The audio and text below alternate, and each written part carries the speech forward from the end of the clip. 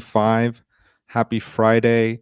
This is HOA Today. HOA Today is a live stream about homeowner associations.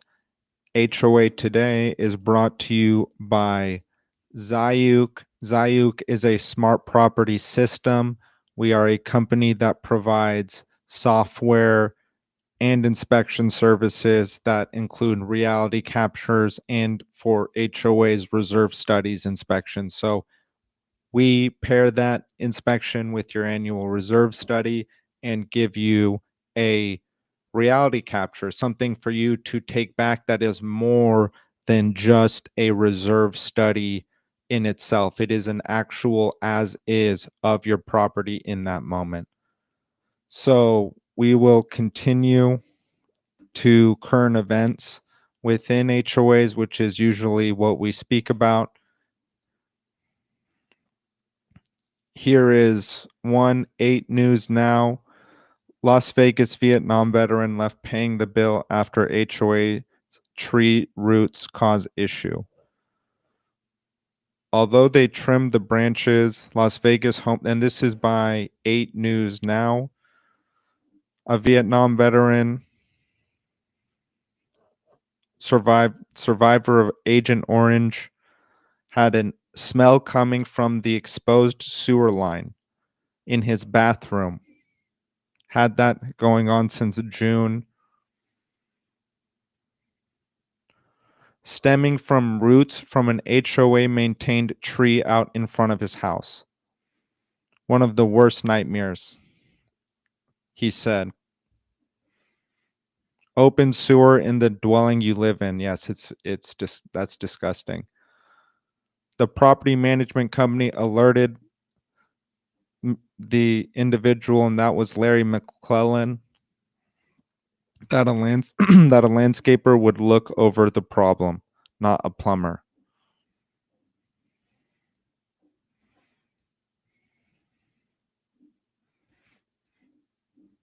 And it seems like Larry had to fix it himself.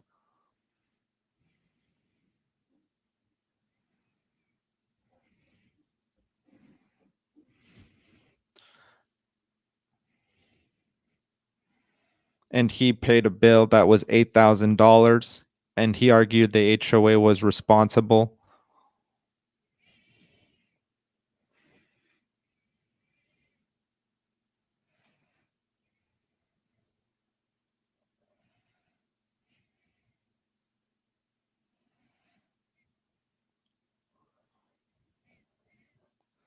This is what the article says, quote, management argued they were not responsible for the damage allegedly caused by the tree since it exists in a common area. However, the tree does not belong to McClellan and has never been maintained by him, unquote. It would seem that if it was in a common area, that might actually be the issue of the association. I don't know. We'll continue with that, and that is in Las Vegas. Or I believe so. 8 News Now in Las Vegas. Give me one moment. Okay, great. So understanding governance is critical. It's not obvious. I've spoken about this multiple times. Usually every single episode I bring this up because it's so critical. When you purchase into a homeowner association, and Zayuk is about decentralized asset ownership, but our product, Zayuk Safe, at the moment is optimized and built for HOAs and condos. In that sense, there are a few important things to consider when purchasing real estate in there. And we're going to get one of our upcoming features is an onboarding and offboarding protocol so that associations can customize their onboarding and offboarding and it be more streamlined and, to what I just said, customized. But the 3 important things to consider when coming into the association is 1, asset hygiene. And that is fairly simple to understand. Curb appeal. Does the Sidewalks, do the sidewalks and asphalt look cracked, or do they seem upkept? How is the landscaping? How is the painting? Is there any sort of damage you can see? A lot of people can understand curb appeal. They can see if the amenities are being upkept. You can check if the gates are doing well, the fencing is doing well. You can look at little aspects within the community and determine whether or not the asset hygiene, the curb appeal is there. Two, but most people understand one, and they actually take that into account, I would say, when they purchase. Two, financial hygiene. This is a little less obvious. You are purchasing a share, you're purchasing membership in an association. That's a business, and that business has obligations that you're held to when you enter the association. And part of our onboarding process will actually be to give people the awareness of various rules that they are signing up for so that it's obvious. Like, you have questions about your association, like, you need to figure that out in that moment. And that's for a lot of people. But particularly, it's critical for homeowner associations because many of the people who own into that also are residents. So unlike investors, say you purchase in an HOA, but you're not going to live there, then you might not care so much about the governance. But what you would care about deeply is the financial hygiene. How is the reserves doing? What are the upcoming expenditures? Have there been any assessments in the last 2 or 3 years? Does it seem like there are going to be any assessments in the upcoming 3 to 5 years? Probably 3 to 5 years back too. Check. Additionally, what's the operating budgets? How have the operating budgets changed in the last 3 to 5 years? Do they need to be changed again? How much do you expect the change to be in the next 3 to 5 years? Those are very important questions. What is the money going to? That's another great question. It doesn't necessarily need to go into details, but it's very often than not huge expenses to consider. If your association's being run responsibly, this is coming into assuming that the association is being run responsibly. There's no maliciousness going on. As long as that's a given. But that, I mean, this is again, homeowner associations are inherently difficult systems, and this is why they come under so much flack, is because they're decentralized asset ownership systems, and that's why you have legislators in Florida stating this is an antiquated system because it's so easy to take advantage of it. And not to say that a majority of homeowner associations and managers don't or do, but the worst of the worst is in the realm of possibility, and that's the big issue that comes, is it's so easy to take advantage of the situation. It's really easy, and it's getting much harder, and with modern technology, mobile devices, e-signatures, all these things, networking, modern networking, soon to be AI. I would say AI hasn't really gotten even close to what its capability is. But in the coming 5 to 10 years, the technology is going to be there. And we talk about crypto and all these different types of finance protocols that are coming out. There's this protocol called open banking that Zayuk uses, and it's where we're able to show you your transactions and your budgets and get this decentralized format of doing business in the realm of operations. Because when there's no owner or everyone's the owner, then no one's the owner. And that's kind of how homeowner associations operate. When everyone owns it, no one owns it. I believe in the military, that's a huge, like, someone has to own that objective. Whatever that purpose is, whatever is going on, someone has to own it. And the issue with homeowner associations is very often everyone owns it, so no one owns it. Okay, we'll continue. This is from the Denverite. Builder says new condo tower won't collapse despite dire warnings in lawsuit. Dispute between developer and subcontractor over alleged defective work. Upton Residences, one of the tallest buildings, 461 units and 2 conjoined towers. Welton and 18th. There's claims the subcontractor's behavior put the entire structure at risk.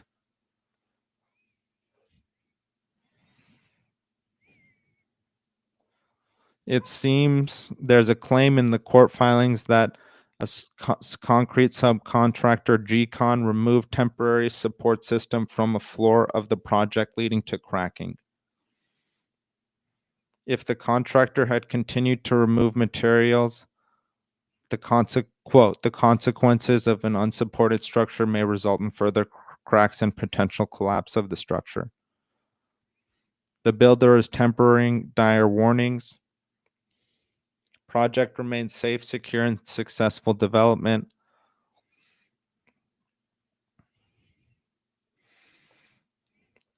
The company's engineer and third-party firm have both confirmed there is no risk whatsoever to the safety of the workers, residents, or public. Judge agreed to temporarily ban GCon from the construction site.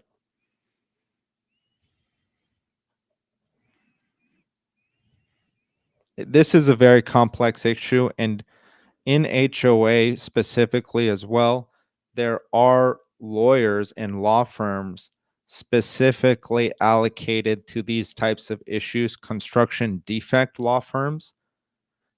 Very interesting form, and in some cases absolutely vital form of law for homeowners that possibly purchase into these types of situations or have the potential to.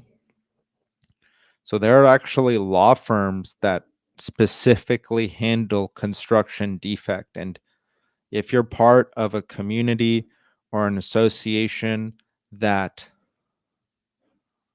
or a property at all that has questions about construction defects, consider reaching out to one in your area, because we'll continue with this. And as you can see, this whole issue arising is related to construction defects.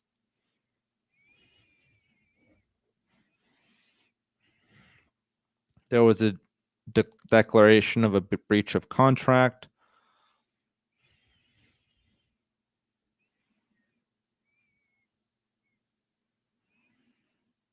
So this goes into the details. The lawsuit states started removing materials and equipment from the project without knowledge or approval, including bracing for concrete forms that Amicon had planned to pour the next day. Removed the reshore from the various parts and beneath level 9 near the top of the tower. Temporary support system placed beneath a concrete slab or other structural element. Ensure structural stability.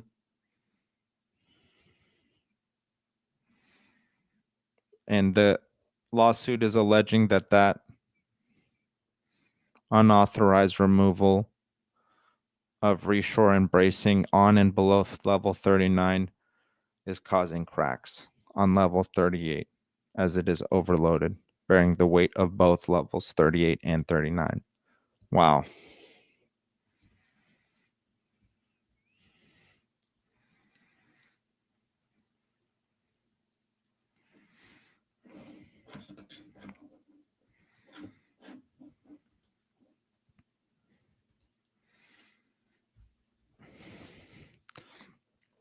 Amicon is seeking $10 million at least in damages. It won the preliminary injunction, which banned GCon from the site, caused a 10-week delay in the project, which is scheduled to open in early 2026. Denver's largest condo project since 2009. Condos are for sale now starting at $365,000.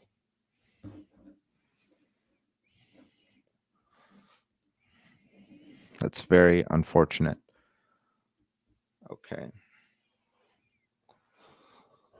Florida Association of Mortgage Professionals pushes for condo guideline changes. President Orlando Diaz, we don't want to be treated any differently than the rest of the country. Florida homebuyers are facing affordability challenges,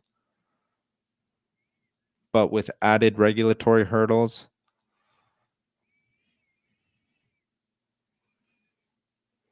And the FAMP, Florida Association of Mortgage Professionals, is hosting its annual convention, or it did, and looking to improve the housing market.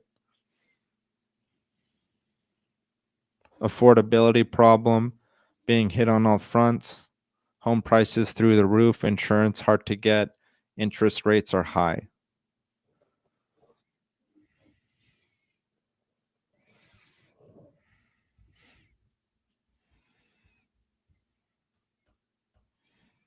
And they're asking for one guideline change from Fannie and Freddie, May and Mac. Condo owners wanting to sell, but condo isn't qualified for full review. Somebody has to put 25% down to buy their condo. And these stricter payment guidelines came after 2008 financial crisis. 2008, I mean, what was very crazy, I believe, was a very radical shift in housing, which I don't know about these markets, but in California, you're not seeing that type of shift where it drops like 60% plus or something like that. Not even close. That's probably not going to happen either. It seems like, based off of some real estate analysts I've been listening to, it's likely not going to go up or down. I have no idea, and don't invest based off of my advice. Do your own research, but it seems like prices in the US are fairly stagnant for a little while. Okay, we'll continue. Condo owners are bearing the burden of these additional costs after the Champlain Towers collapse. And while that was a very devastating aspect, the response by the government was very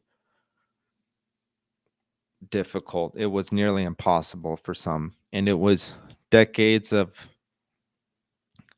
negligence being placed into 2 or 3 years of requirements,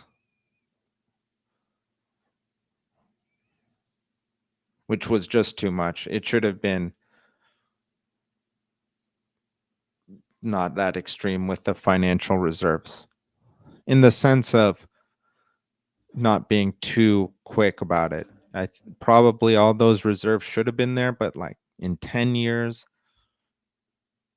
5 to 10 years or 8 to 10 years versus 2 to 3. And as long as the inspections are done, which is what Zayu comes in, and we're very helpful. If you're a Florida and HOA manager, our condo inspection and our reality captures will give you the tools to more easily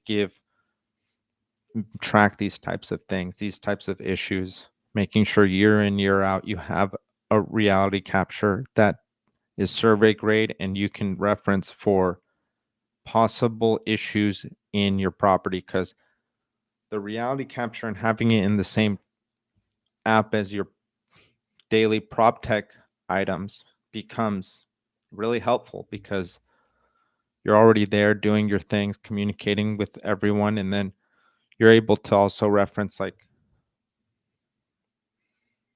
Oh, is there a crack over there or no? Or you have it logged in the app. So keep it there.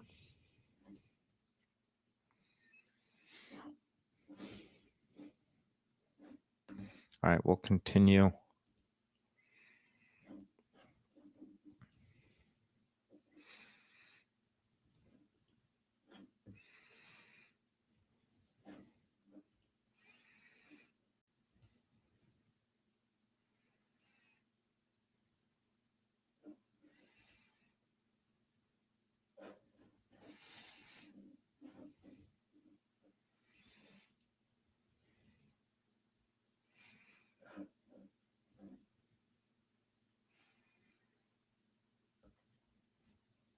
Houston families, this is from local news 2, only on 2.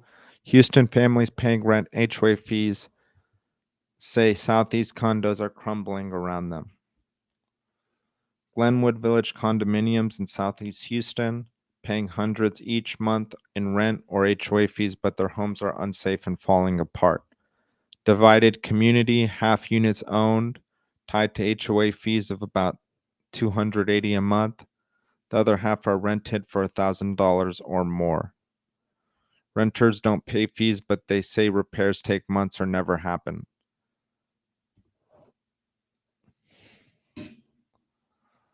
One owner pays and states nothing happens.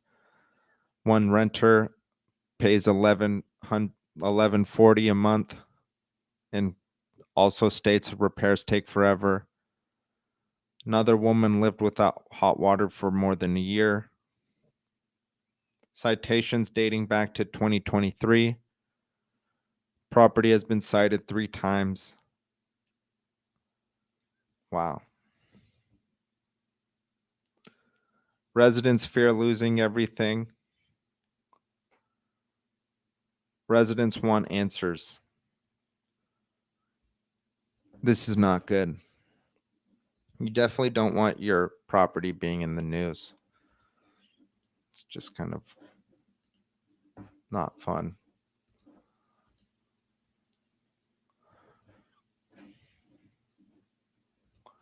All right.